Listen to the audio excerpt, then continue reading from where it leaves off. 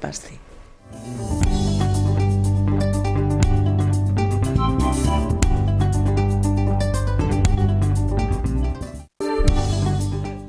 Merci Fatih. Mesdames, Messieurs, bonjour. L'actualité, c'est d'abord cette perturbation annoncée dans le secteur du transport urbain ici à Dakar avec la grève des chauffeurs des bus appelés Tata, une grève de 48 heures qui sera décrétée à partir de ce lundi. Ils dénoncent les licenciements abusifs, les mauvaises conditions de travail, des salaires dérisoires, entre autres griefs. Pendant ce temps, les autorités de l'AFTU démontent avec la dernière énergie cette information qui est fausse et dénuée de tout fondement. AFTU, en tant que regroupement des transporteurs, n'est en rien impliqué dans cette grève et ne cautionne pas du tout l'attitude des chauffeurs. AFTU rassure les autorités étatiques ainsi que son aimable clientèle qu'elle continuera de mettre à la disposition de la population toute sa flotte de véhicules et veillera sur le bon fonctionnement de l'activité de transport. Ainsi invite-t-elle les présidents et les opérateurs des 14 GIE à veiller à ce qu'aucun véhicule de leur parc ne soit immobilisé. Les services des CAPTRANS seront déployés sur le terrain et accompagneront les équipages pour une bonne exécution des services. Enfin, AFTU sollicite l'intervention des forces de défense et de sécurité pour veiller justement à assurer aussi la sécurité du personnel et de son matériel. Elle met en garde toute personne mal intentionnée qui cherchera à saccager ou caillasser un bus de Tata. Donc nous y reviendrons, ça risque de perturber encore une fois le transport urbain ici à Dakar. L'autre événement, ce sont les députés qui sont convoqués tout à l'heure à 10 h à l'Assemblée nationale pour l'examen du projet de loi portant modification du code électoral. C'est le ministre de l'Intérieur d'ailleurs qui va défendre ce projet de loi, Antoine Félix Diome. Pendant ce temps, l'opposition est en ordre de bataille après que la majorité a décidé de voter ce projet de loi ce lundi.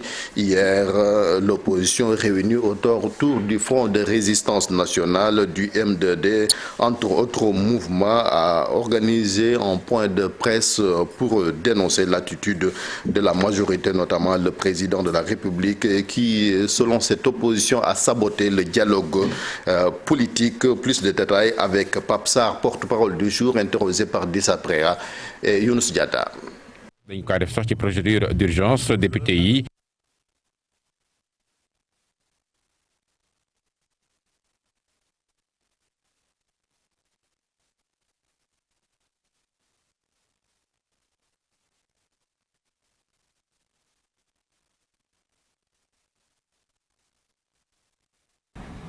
Manifestement, le président a saboté ce travail qu'il a lui-même commandité.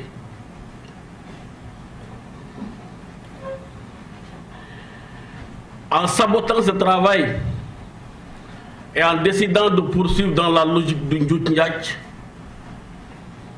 et du forcing, il vient de forcer, de fermer les portes du dialogue. En démocratie, en république, quand on ferme les portes du dialogue, on ouvre en même temps les portes de la confrontation. Nous qui sommes réunis ici, nous avons décidé de faire face et d'engager la lutte dans un élan unitaire et solidaire. Nous demandons par conséquent à nos sympathisants, à nos militants et à toutes les forces vives de la nation qui sont éprises de justice et de démocratie à se tenir prêts et à rester à l'écoute des leaders. Très prochainement, les mots d'ordre seront annoncés.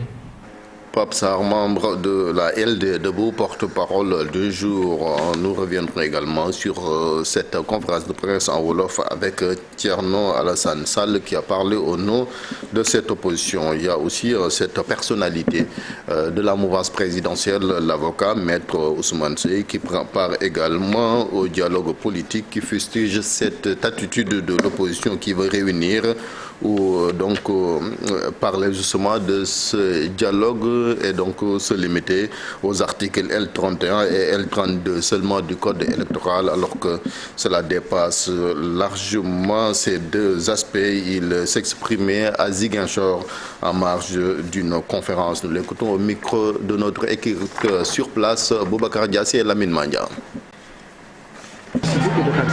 Certains ont même sorti dans les réseaux sociaux que vous êtes grandement malade. Mais je suis là, que Dieu merci. Dieu merci, je suis là. Voilà, je n'étais pas malade, j'étais là, je suis là, je n'ai pas de soucis. Toutes nos excuses, nous reviendrons donc sur la réaction de Maître Ousmane Seye en lieu et place. Vous avez suivi le procureur de la République près le tribunal de grande instance de Dakar, Serigne Bassirou Gueye, qui s'exprimait ce week-end dans son village natal à Kilmaha pour démentir les informations faisant état de sa maladie. Et puis un mot aussi sur la Tabaski qui sera célébrée le 20 pour une partie de la communauté musulmane sénégalaise et le 21 pour une autre. Le ministre en charge de l'élevage effectue des tournées à l'intérieur du pays. Ali Saleh Diop rassure les consommateurs quant à donc l'approvisionnement de ce marché, mais aussi la disponibilité des bêtes. Nous suivons le reportage de Abdourahmane Diallo, les images de Mamadou Gueye. À moins de 15 jours de la Tabaski, le Sénégal a un excédent de plus de 3000 moutons selon le ministre de l'élevage. À jour J-11, on est à peu près à 18 552 sujets contre 14 956 à la même date de l'année dernière. Ceci se traduit par un excédent d'à peu près 3600 moutons et ça c'est important. Nous avons remarqué également que la qualité du cheptel est très satisfaisante et ceci est à l'honneur en tout cas de l'ensemble des opérateurs. Lors de cette visite du ministre Hassan Diarra, les vendeurs de moutons ont profité de l'occasion pour dénoncer le manque d'aliments de bétail. Les moutons commencent à venir, mais l'aliment du bétail fait défaut. Donc ce qu'on demande aux autorités, c'est de nous aider à pouvoir avoir ces aliments. Sinon, les animaux risquent de souffrir. Et ça ne fera pas notre affaire. En cette période de pandémie, le service d'hygiène aussi s'est déplacé au Forail pour ramener des kits d'hygiène. Pour faire 3 séries d'activités. Donc la première, c'est de contrôler les denrées alimentaires qui seront mis à la disposition des populations, surtout à la veille de cette fête. Pour la deuxième activité que nous sommes en train de mener, donc c'est en rapport avec cette recrudescence des cas de Covid, c'est de faire une communication accrue dans le sens du respect des gestes barrières. Maintenant, la dernière activité que nous allons mener, toujours en rapport avec cette Covid, c'est de distribuer des kits d'hygiène. Les vendeurs de moutons se réjouissent du déplacement du chef des services d'hygiène et du ministre de l'élevage.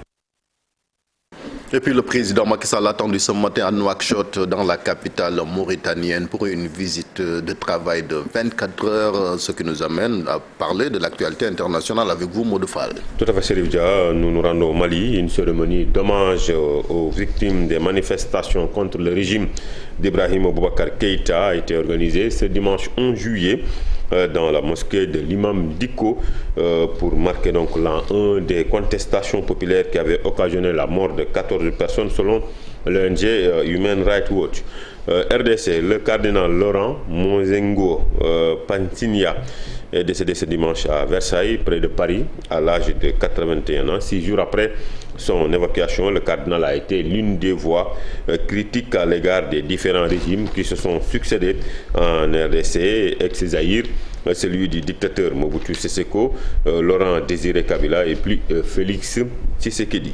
RDC toujours, projet de loi sur la congolité. Le cardinal Fridolin Ambago a appelé les Congolais à se montrer vigilants après le dépôt de la proposition de loi. Ce texte vise à imposer comme condition à l'accession à la présidence de la République le fait d'avoir un père et une mère de nationalité congolaise, ce qui pourrait bien diviser les Congolais. 1000 soldats rwandais vont être déployés au Mozambique pour aider les autorités à lutter contre des groupes djihadistes qui sévissent depuis plusieurs années dans le nord-est du pays, selon un communiqué du gouvernement rwandais. Nous terminons avec plus de 2000 personnes qui sont mortes en tentant de rejoindre l'Espagne. Selon l'ONG espagnole Camindo, un rapport publié cette semaine fait état de 2087 migrants plus exactement morts dans des embarcations tentant de rejoindre les îles Canaries depuis le Maroc dans les 6 premiers mois de l'année 2021. C'est tout pour cette fenêtre internationale. Merci beaucoup Modou. Mesdames, Messieurs, la suite de votre émission Info du matin, c'est avec vous Fatih Diène.